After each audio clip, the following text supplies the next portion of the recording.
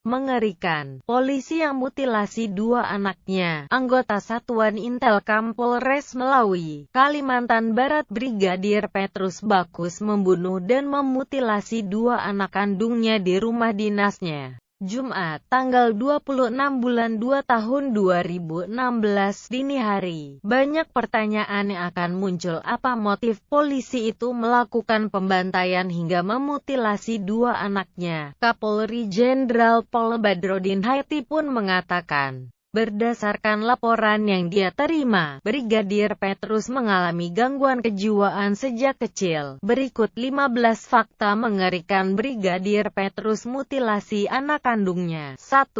Mutilasi dua anak kandung di dalam kamar. Brigadir Petrus membunuh dan memutilasi dua anak kandungnya di dalam kamar di rumah dinasnya di Aspol Polres Melawi Gang Darul Falah, Desa Paal, Kecamatan Nangapino. Dua anak Brigadir Petrus yakni Fabian, 4 tahun, dan Amora, 3 tahun. Dua sering kesurupan sejak berumur 4 tahun. Kapolri Jenderal Pol Badrodin Haiti mengakui bahwa Brigadir Petrus sering kesurupan sejak usia 4 tahun. 3. Sering marah-marah selama seminggu terakhir. Kapolda Kalbar Brigadir Jenderal Arif Sulistianto mengatakan, berdasarkan keterangan istri, Brigadir Petrus, pelaku dalam seminggu terakhir ini kerap marah-marah sendiri di dalam rumah.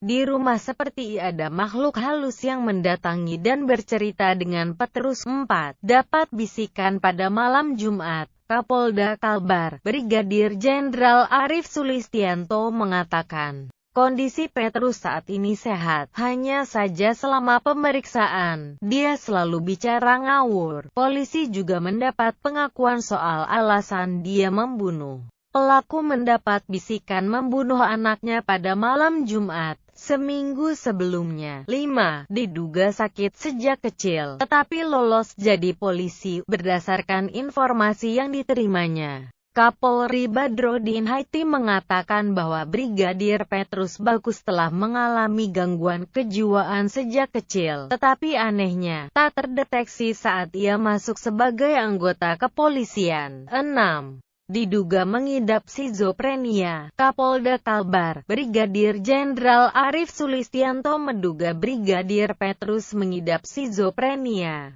yaitu gangguan mental dengan gangguan proses berpikir dan tanggapan emosi yang lemah. Keadaan ini pada umumnya dimanifestasikan dalam bentuk halusinasi, paranoid, keyakinan atau pikiran yang salah dan tidak sesuai dengan dunia nyata. 7. Bersikap aneh sebelum mutilasi dua anaknya. Istri Petrus, Windri, mengatakan, beberapa hari sebelum peristiwa mutilasi dua anaknya, suaminya bertingkah aneh. Dia juga sering mengigau dan bersikap seolah sedang dikejar. 8. Brigadir Petrus sempat bawa anaknya ke rumah komandan sebelum memutilasi dua anak kandungnya Fab dan Amo. Brigadir Petrus mengajak kedua anaknya itu ke rumah komandannya, Kasat Intelkam Polres Melawi AKP Ahmad Kamiludin, yang sama-sama berada di kompel rumah dinas Aspol Polres Melawi. Tetapi di sana, Petrus dan dua anaknya hanya bertemu Kapolsek Menukung AKP Sofyan yang saat itu menginap di rumah dinas Ahmad. Ada apa malam-malam bawa anak ke sini? Tanya Sofyan. Dia pun menjawab, mau bertemu Kasat Pak. 9. Brigadir Petrus bertengkar dengan istrinya. Brigadir Petrus cekcok dengan istrinya, Windri, 3 hari sebelum memutilasi dua anak kandungnya.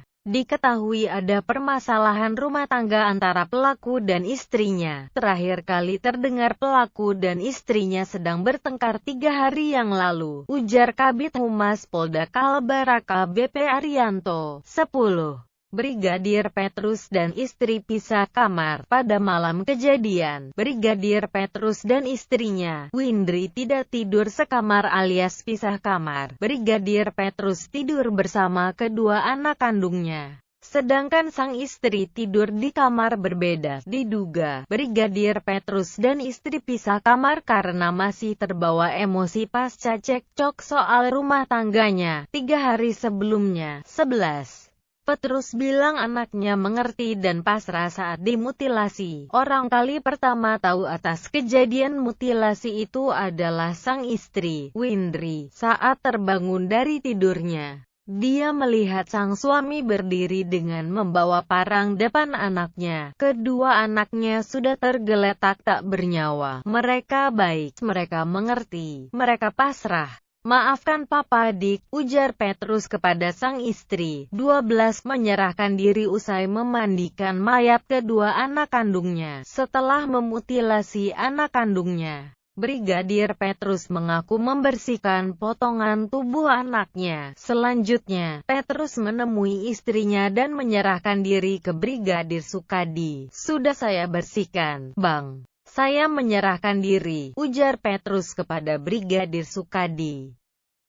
13. Istri Petrus nyaris menyusul kedua anak kandungnya. Setelah membunuh dan memutilasi kedua anak kandungnya, Brigadir Petrus menemui istrinya dalam kondisi berlumuran darah. Golok yang digunakan Brigadir Petrus membunuh dua anak kandungnya masih dia tenteng. Melihat itu, sang istri, Windri, berusaha menenangkannya. Windri meminta tolong untuk diambilkan air minum. Beruntung, Petrus menuruti permintaan istrinya. Saat itulah, sang istri langsung keluar dari rumah dan melaporkan kejadian itu ke Brigadir Sukadi. 14 potong kaki dan tangan kedua anaknya. Kondisi dua Fab dan Amos sangat mengenaskan. Fabian yang berjenis kelamin laki-laki mengalami luka pada bagian leher, sedangkan tangan kiri dan tangan kanan terpotong di atas siku. Tak hanya itu, kedua kakinya juga terpotong di atas lutut. Begitu juga Amora, dia juga ditemukan dengan luka mengenaskan. Anak perempuannya yang masih berusia 3 tahun itu mengalami luka di bagian leher.